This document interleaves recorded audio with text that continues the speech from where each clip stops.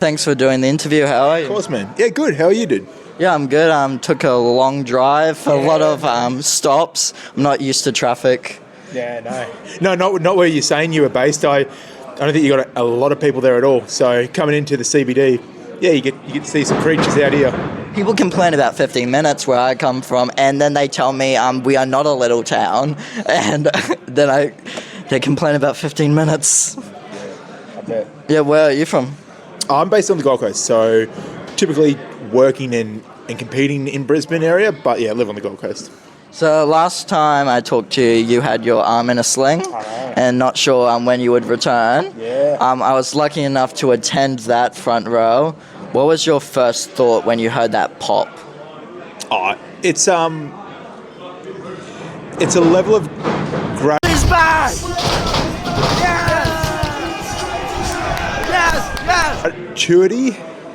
Gratuity. Sure, we'll go with that.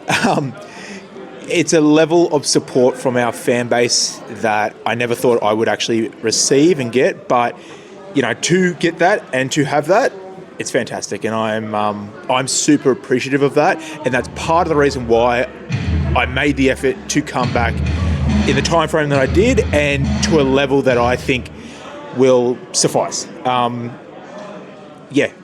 I can say is that I've put the work in so that tonight it's not about thinking, oh, can I perform, or will it hold up? It's a matter of to what level, right, and to what extent. And yeah, I'm confident in the rehab and the work that I've done to get myself back to ring conditioning. So yeah, I'm ready, and I'm excited. I'm really. You have to be fully ready, not like me, not realizing the bottle was in front of my face for the first 2 minutes, of course. And that's the best thing about these interviews, right? You just kind of go with the flow. Shows people are human, right? Yeah. Otherwise, if you try and dock it or edit too much, you're not going to get that authenticity, right? So don't worry about it. I think I've kept 95% of my mistakes. Yeah. There's one that I didn't, but the rest, I kept stuffing up with Chad Atlas. Instead of saying opponent, I said tag team partner with, CJ. Yeah, well, I mean, for someone like him, I would go out of my way not to make it perfect. You could say the worst, maybe. I don't know. Also, I wanted to tell the story. My friend hasn't watched IPW since 2022, and he heard your music.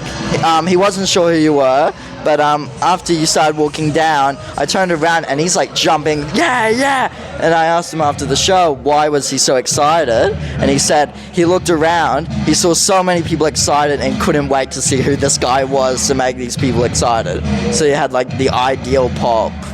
Yeah. I mean, again, it comes back to just having that level of appreciation for a fan base, and the fact that I can get that reaction out of people after so many years in here, and maybe being away for periods of time as well with injuries and just personal reasons. I'm forever grateful for that, and it's nice. It's a nice feeling. Yeah, and what was the hardest thing to get back into the ring with all the prep? Because you walked back in just slamming everybody to the ground. It's not an easy thing to get back to. I think the benefit of it was I had done something similar to this in the past, coming back from injuries. So it was sort of just a bit of muscle memory in that sense. But also, there is a little bit of preparation that goes into it. And I think, honestly, just confidence again, coming down and believing in yourself and knowing what you're capable of. Yeah, that's what it comes down to. And tonight, that's what I'm banking on. Tonight, that is exactly what I'm banking on. That leads into my next question. With the Rumble coming up, who do you want to get your hands on next? Because you got 20 possible wrestlers that you want. Lucky enough, if they're around the same number, who do you kind of want to get your hands on first? Look, I will take punching Chad Atlas in the face any day of the week, and Mutt as well. I will pay money to do that if I have to. But with that being said, there are a lot of guys in this Rumble I have not been able to compete against. We've got guys like Stockman, Sam Cannon, misfit. You know, these guys are established wrestlers in Queensland, and I haven't had the opportunity to share the ring with them.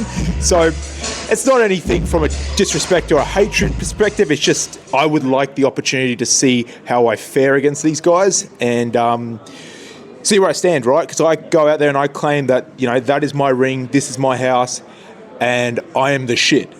No pun intended. So let's see if my word backs up. Let's see if I can put my money where my mouth is, and let's see if we can do it back-to-back Rumble winner.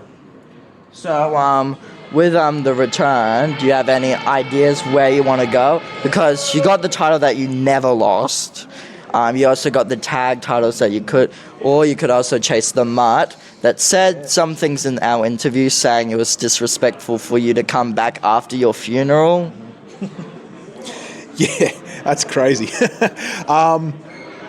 Look, there are a lot of different opportunities, right? And each, I guess, title creates its own story. You could pitch it for the tag titles. Never held the tag title before, and that would make me a unified champion in the company, right? So there's that.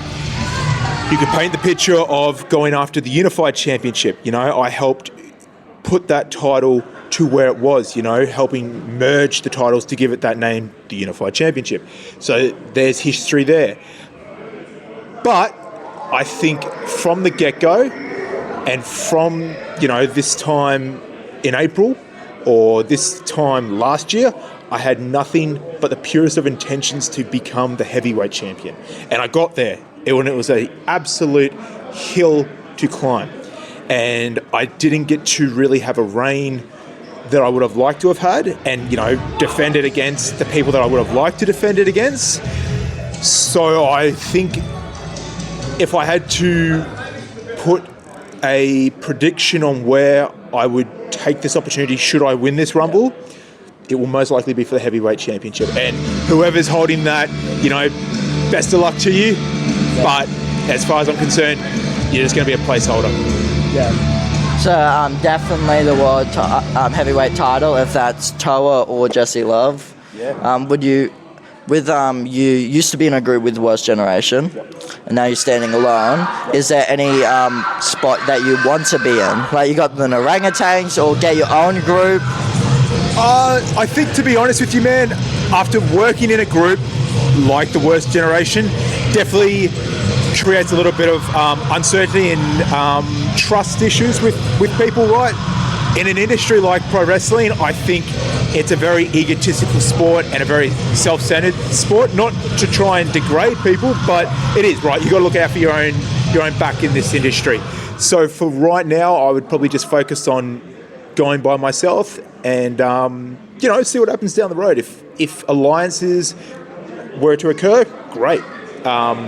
If we make some enemies along the road, even better, you know. So like a CJ situation, like he's not in a faction, but if they're together, they're together. Yeah, exactly right, you know. If it can benefit both parties, I'm all for it, right?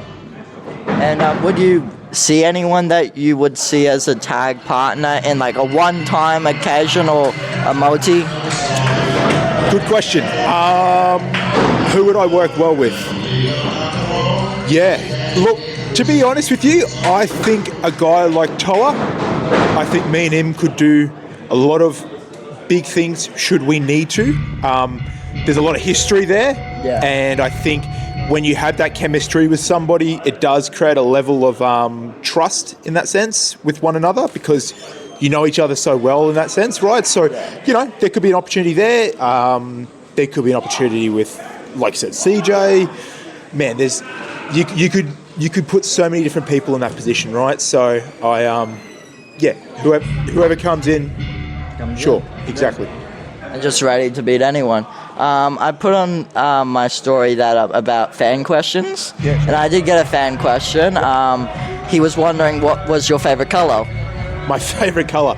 I'm a blue guy. I'm a navy blue. Yeah, exactly right. Yeah, blue eyes. You know, An orangutan bottle. mate. Look at that. Put it right. That went down. You can edit it. It's Yeah. fine. Yeah, it's just teleported here. But yeah, an orangutan water bottle. That's it, man. That's it. Like I said, blue like my eyes, blue like your shirt.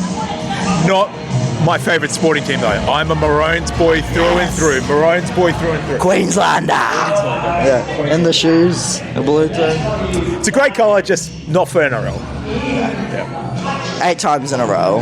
That's what we have to remember. Yeah.